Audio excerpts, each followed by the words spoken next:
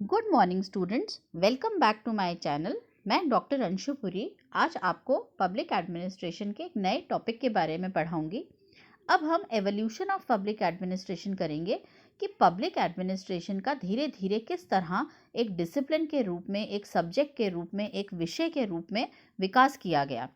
तो जितने भी विकास की यात्रा है वह हमें तब समझ में आएगी जब हम यह बात करेंगे कि विकास के अंदर प्रोमिनेंट कंट्रीब्यूटर्स जो हैं, कौन कौन से थिंकर्स, कौन कौन से विचारकों ने इसके अंदर कंट्रीब्यूट किया, जिससे हम यह बता सकें कि पब्लिक एडमिनिस्ट्रेशन का विकास धीरे धीरे पॉलिटिकल साइंस से, एडमिनिस्ट्रेटिव लॉ से, मैनेजमेंट से बदल कर धीरे धीरे एक लोक प्रशासन विषय के रूप में किस तरह से पूरा का पूरा बना। तो हमें किसी भी विषय को जानने के लिए सबसे इम्पॉर्टेंट है कि हम उसके अंदर जो भी कंट्रीब्यूटर्स हैं, जो थिंकर्स हैं, जो प्रशासक हैं, जो विचारक हैं, उनके विचारों को पढ़ें कि वह उस तरह से उन्होंने किस तरह से उसका डेवलपमेंट जो है वह किया। तो अब मैं आज आपको कुछ विचार जो बहुत इम्पॉर्टेंट हैं उनके बारे में पढ़ाऊंगी। फिर आगे और वीडियोस में धीरे धीरे और विचारकों के बारे में बता पाऊंगी, क्योंकि एक ही वीडियो में सबके बारे में पढ़ाना मुश्किल होता है और बहुत बड़ा वीडियो बनाने के बाद अपलोड होने में भी दिक्कत होती है और बोलने में भी दिक्कत आती है। तो इसलिए मैं आज आपको कुछ मुख्य कंट्रीब्यूटर्स के बारे में पढ़ाऊंगी। जो सेकेंड ईयर थर्ड ईयर के स्टूडेंट्स हैं वह इसको बहुत ईजिली समझ पाएंगे, क्योंकि वो फर्स्ट ईयर के अंदर काफ़ी सारे प्रशासकों, विचारकों के बारे में पढ़ चुके हैं और फर्स्ट ईयर के स्टूडेंट्स इसे बहुत ध्यान से देखें। तो आज हम इम्पॉर्टेंट कंट्रीब्यूटर्स जो पब्लिक एडमिनिस्ट्रेशन के अंदर विचारक हुए हैं उनके बारे में कुछ पढ़ेंगे।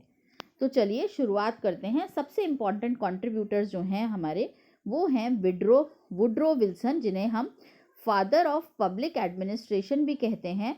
उन्होंने सबसे पहले स्टडी ऑफ एडमिनिस्ट्रेशन करके एक आर्टिकल लिखा जो पॉलिटिकल साइंस क्वार्टरली के अंदर छपा था और इससे पब्लिक एडमिनिस्ट्रेशन एज अ विषय या public administration as a discipline की नींव रखी गई। इसके बारे में डिटेल में आपको आगे वीडियो में बताऊंगी। फिर जो दूसरे बहुत ही प्रमुख विचारक हैं वह हुए हैं लूथर गुलिक और लिंडल उल्विक। इन्होंने पोस्ट कॉप का एक्रोनिम दिया। जब आपको मैंने लोक प्रशासन का क्षेत्र पढ़ाया, लोक प्रशासन का पॉइंट ऑफ व्यू पढ़ाया, तो आप लोगों को बताया था पोस्ट कॉप एक बहुत इम्पॉर्टेंट हमारे यहाँ एक्रोनिम है, प्रिंसिपल्स हैं। ये पोस्ट कॉप का जो एक्रोनिम है या जो ये इनकी थियरी ऑफ ऑर्गेनाइजेशन है, यह हमारे को लिंडल उर्विक और लूथर गुलिक ने दी। फिर हमारे यहाँ F.W. टेलर हुए, जिन्होंने साइंटिफिक प्रिंसिपल्स ऑफ मैनेजमेंट की। उन्होंने कहा कि हर एक चीज़ को करने का एक लॉजिकल साइंटिफिक तरीका है जिसे हमें मैनेजमेंट में, लोक प्रशासन में भी फॉलो करना चाहिए। इससे उन्होंने टाइम एंड मोशन स्टडीज़ करी, जिससे हमारे टाइम की और मोशन की और जितने भी स्टेप्स हम किसी भी कार्य को करने में यूज़ करते हैं उनको बचाने के तरीके बताए, ताकि हम किसी भी कार्य को ज़्यादा से ज़्यादा प्रॉफिट में लेकर आ सके। फिर एक मुख्य ही विचारक हुए हर्बर्ट साइमन, जिन्होंने एडमिनिस्ट्रेटिव बिहेवियर नाम की किताब लिखी। एडमिनिस्ट्रेटिव बिहेवियर में उन्होंने बताया कि एक लीडरशिप को किस तरह से या एक एडमिनिस्ट्रेटर को किस तरह से कार्य करना चाहिए, किस तरह की लीडरशिप क्वालिटीज़ उसमें होनी चाहिए, डिसीजन मेकिंग कैसी होनी चाहिए, निर्णय प्रक्रिया के उन्होंने सारे स्टेप्स बताए कि एक प्रशासक को, एक विचारक को, एक एडमिनिस्ट्रेटर को, एक लीडर को इस तरह से डिसीजन लेने चाहिए कि उनके डिसीजन ज़्यादा से ज़्यादा सारे नीचे वाले जो व्यक्ति हैं वो फॉलो करें। फिर हमारे यहाँ मैक्स वेबर हुए, जो भी हमारे यहाँ कहीं पर भी कोई भी संगठन चलता है तो वह एक ट्रायंगुलर फॉर्म में होता है, हायरार्की के रूप में होता है। मैक्स वेबर ने ब्यूरोक्रेसी का, हायरार्की का मॉडल दिया, जो आज तक कमियों और अच्छाइयों के बावजूद हर जगह, हर संगठन में फॉलो किया जाता है। इन्हें फादर ऑफ सोशियोलॉजी भी कहा जाता है।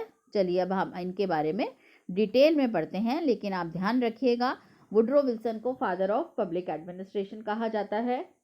उर्विक और लूथर गुलिक ने पोस्ट कॉप का एक्रोनिम दिया, साइंटिफिक मैनेजमेंट जो है वो एफडब्ल्यू टेलर ने दिया, और मैक्स वेबर ने, हर्बर्ट साइमन ने डिसीजन मेकिंग और लीडरशिप स्टाइल्स के ऊपर बात करी, और मैक्स वेबर ने theory of bureaucracy the.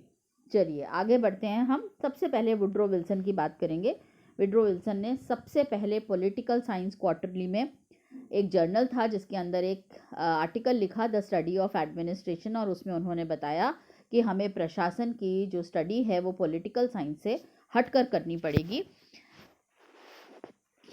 Woodrow Wilson ने इस आर्टिकल में पॉलिटिकल साइंस क्वार्टरली के अंदर ये आर्टिकल लिखा जो बहुत ही मशहूर हुआ और इन्हें फादर ऑफ पब्लिक एडमिनिस्ट्रेशन कहा जाता है। वुड्रो विल्सन को फादर ऑफ पब्लिक एडमिनिस्ट्रेशन कहा जाता है। इन्होंने सबसे पहले 1887 में आर्टिकल लिखा, द स्टडी ऑफ एडमिनिस्ट्रेशन, और उन्होंने कहा कि पॉलिटिकल साइंस से हटकर एडमिनिस्ट्रेशन को देखना चाहिए। वो ये कहते हैं कि it is the objective of administrative study to discover first what government can properly and successfully do, and secondly how it can do these proper things with the utmost possible efficiency and at the least possible cost either of money or energy। क्या मतलब हुआ इसका?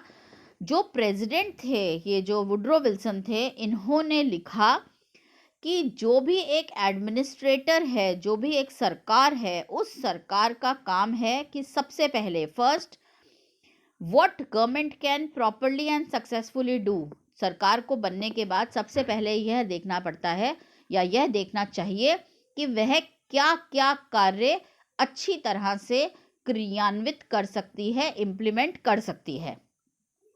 फिर उसके बाद दूसरा, secondly how it can do these proper things with the utmost possible efficiency. फिर उन्होंने कहा कि दूसरा उसको ये देखना पड़ेगा कि जो जो कार्य करने का निर्णय सरकार के द्वारा लिया गया है, वह सारे के सारे कार्य सरकार किस तरह से करेगी और किस तरह से प्रॉपरली एफिशिएंटली इनको कर पाएगी। और फिर उसके बाद उसे ये देखना पड़ेगा कि उसकी एफिशिएंसी को किससे आंका जाएगा, जिसके अंदर यूज ऑफ रिसोर्सेज जो है वो जितने भी संसाधन यूज किए गए हैं उनको हम प्रॉपरली और एफिशिएंटली संसाधनों को यूज करें। कौन कौन से संसाधन? हम कोई भी संगठन, कोई भी प्रॉफिट मेकिंग इंस्टीट्यूट, किसी भी सरकार में अगर काम करते हैं तो सबसे ज़्यादा संसाधन जो लगते हैं उन्हें 3M बोलते हैं हम, मैन, मनी, मटीरियल। मतलब व्यक्ति जो उसमें कार्य करेंगे, मनी जो उसके अंदर लगेगा, और संसाधन जो उसके अंदर इस्तेमाल में काम आएंगी चीज़ें, वह सब। तो वुड्रो विल्सन को फादर ऑफ पब्लिक एडमिनिस्ट्रेशन कहा जाता है क्योंकि उन्होंने कहा कि पब्लिक एडमिनिस्ट्रेशन का, सरकार का, प्रशासक का पहला कार्य यह है कि वह देखे कि वह क्या काम बहुत अति उत्तम तरीके से कर सकती है, उन कार्यों को करने का फिर अति उत्तम तरीका ढूंढे और उनको करने के लिए अति उत्तम मैन, मनी और मटेरियल का उपयोग करे। तो उन्होंने यूनाइटेड स्टेट्स ऑफ अमेरिका में Woodrow Wilson is considered the father of public administration. उनकी first formally organised public administration 1887 में आर्टिकल लिखा। ये ज़रूर याद रखिएगा आप लोग, ये बहुत सारे कॉम्पिटिटिव एग्जाम्स में आता है। वुड्रो विल्सन ने पॉलिटिकल साइंस क्वार्टरली जर्नल में 1887 में द स्टडी ऑफ एडमिनिस्ट्रेशन नाम का आर्टिकल लिखा, जिसके अंदर उन्होंने यह बताया कि एक प्रशासक को क्या काम वह अति उत्तम तरीके से करता है, यह लिखना होगा।